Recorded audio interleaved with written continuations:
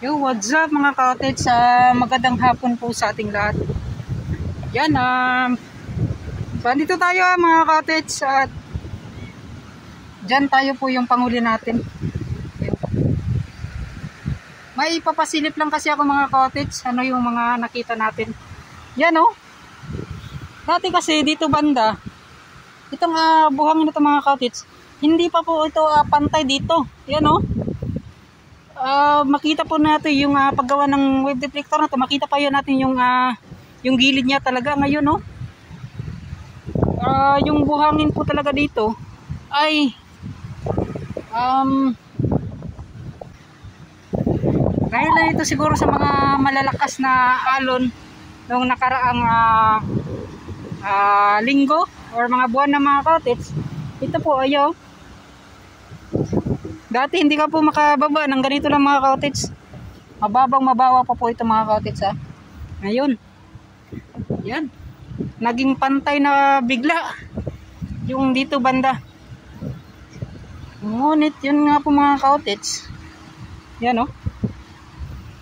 At dito banda may mga ano ito, yung mga niyog. Yung coconut tree mga cottage. Parang ay tinanggal siguro nila o. Parang nakuan yun ang tawag nito. Parang nakuan siguro, natumba sa lakas siguro ng hangin. Yan. So ito yung pinasilip natin mga kaulis dito banda. Ito po yung Magsaysay area. Yan Magsaysay Park. Yan mga kaulis. At marami pong tao ngayon na pumupunta or nagbabanding, gumagala dito sa loob po ng park. Yan. So yun at pupunta tayo dyan mga katas, mga cottage sa taas. So tatry natin, mangingi tayo ng permiso kay Chief Rapcho or si SG Vlogger TV. Yan, pakisupport po mga cottage, SG Vlogger TV. Yan. So yan mga nagmamasyal dito po sa loob po ng Magsaysay Park. Biglang tumaas po dito mga cottage oh. Dati napakababa po nito. Ngayon no, yung lupa na itinambak mga cottage hanggang doon na po.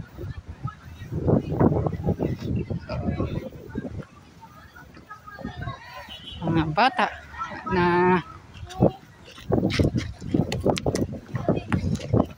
naglalaro dito.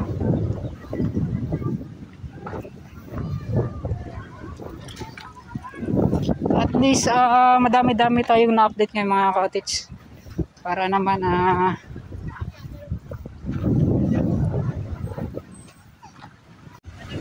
yan mga cottage. At yun, mapapansin po ninyo mga cottage, napakaraming sheet pile dito dati. Yan, at kanila na palang ipinantay yan.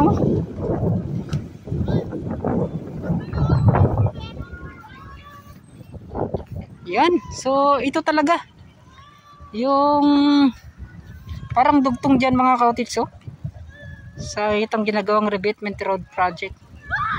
Yan.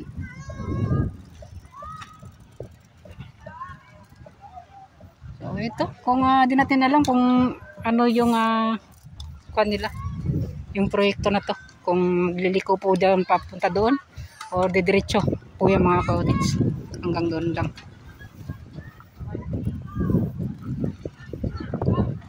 Kasi nga po may mga nakatag na kasi mga kabahayan mga cottage diyan banda na makukuha po. Yan, no? Mga bata na oy guys. Shout out guys. So dito may mga nire-repair na naman mga cottage oh. Yan ay shout out. Yan. Oy guys, shout out. So may nire-repair na naman mga cottage na mga na pambot or bangka. So yung mga cottage, andito na tayo. Yan, diretso. Yun mga cottage at nandyan pala si Ratcho. So yun, nakita kasi natin sa update ni SG Vlogger mga cottage. May mga tinibag kasi nga doon, no? Yung takip na sa line canal. Yan, so confirm natin, tatanungin natin yung mga cottage. So paki-support po Ratcho, SG Vlogger TV. Yan. So ito na po mga cottage, so, yung dito banda. Salamat, nag-duty ra gyud.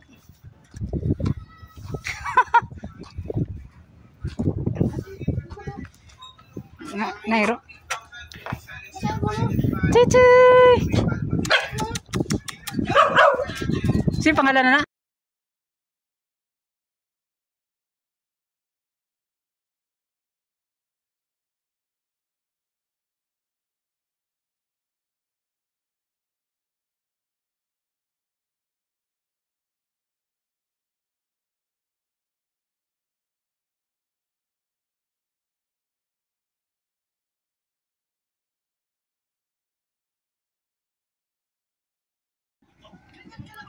So yun, what's up mga cottage, dito nga ay nanghingi tayo ng permiso kay Sir SG Vlogger. Yan, pakisupport mga cottage sa SG Vlogger TV, yung kanyang YouTube channel at yung kanyang Facebook page.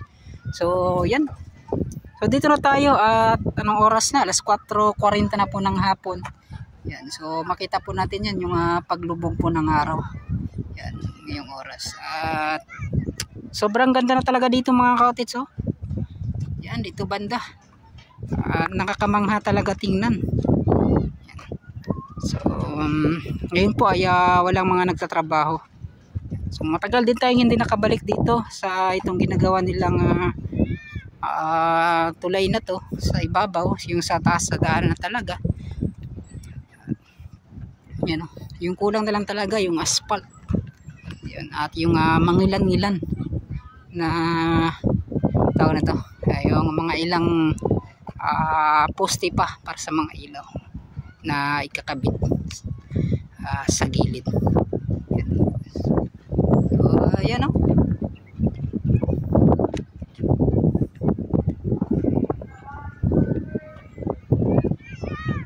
So, di mo akalain na sobrang ganda. Kasing ganda rin talaga ng tawag nito, ng yung Matina Playa Talomo Bridge. Yan. Ngunit ito mga cottage parang pagano, no? Pa-curve po ito. At yung kaibahan din po doon sa Matina Talomo Bridge. Yan. Talagang napaka yan, no? Kapag dito ka, napakataas tingnan sa baba. At sobrang ganda po ng tanawin kapag ganitong oras. Yun. So dito mga cottage, saan natin yan kapag natapos na, ito dumugin talaga kasi malapit lang talaga sa itong tawag nito, dito sa sentro talaga mga cottage. Kasi di katulad doon sa may Matina Talomo Playa, Matina Playa Talomo Bridge ay yung daanan talaga mga cottage, yung palabas pa, so malayo.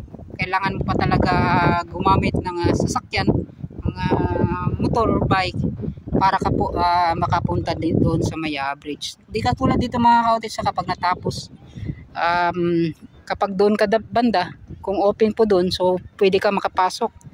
Yan. Kapag dito naman ay pwede kang pumasok doon po sa may yan, sa may Ruas Rotonda. So malapit lang po mga cottage.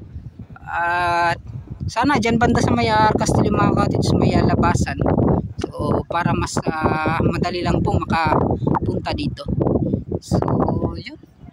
So ito mga cottage, muli ay naipasilip natin itong napakagandang tulay na ginawa dito sa Davao City.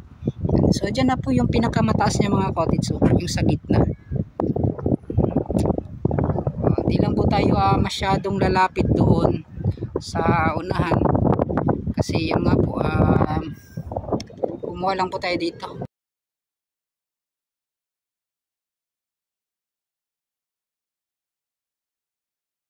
kumuha lang tayo ng update ng saglit dito. So yan, maraming salamat pala kay Sir SG Vlogger. At tulatan tayo na makakuha dito ng update. So ito,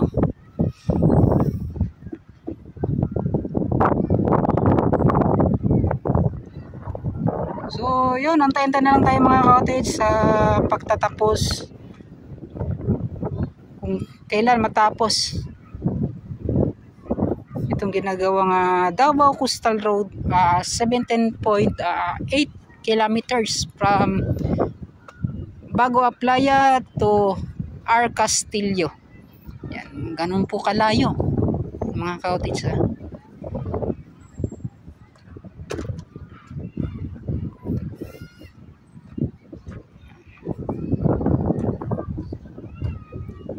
Maraming salamat pala sa lahat po ng mga nakasubaybay lagi sa aking YouTube channel.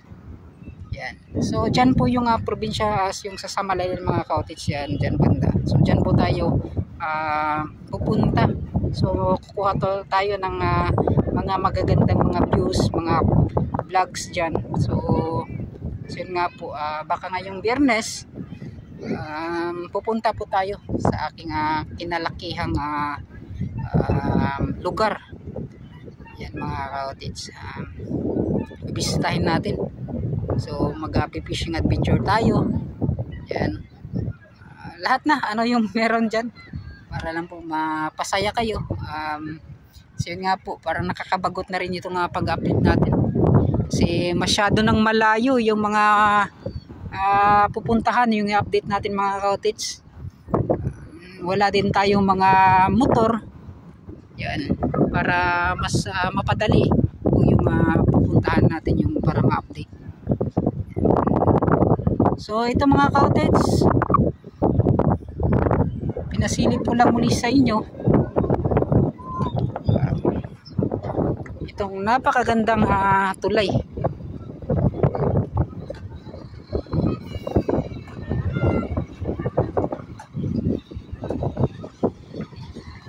Yan o. So yan, pa-shoutoutin muna natin si Sir SG Vlogger mga cottage. Yan. So siya po ay nagbabantay dito, isang security guard, ngunit at the same time isa ding vlogger. So nagsisimula lang po yung mag-vlog. So pakisuporta po mga cottage SG Vlogger TV. Yan, kay Andres Mix Vlog, yan, mega shoutout.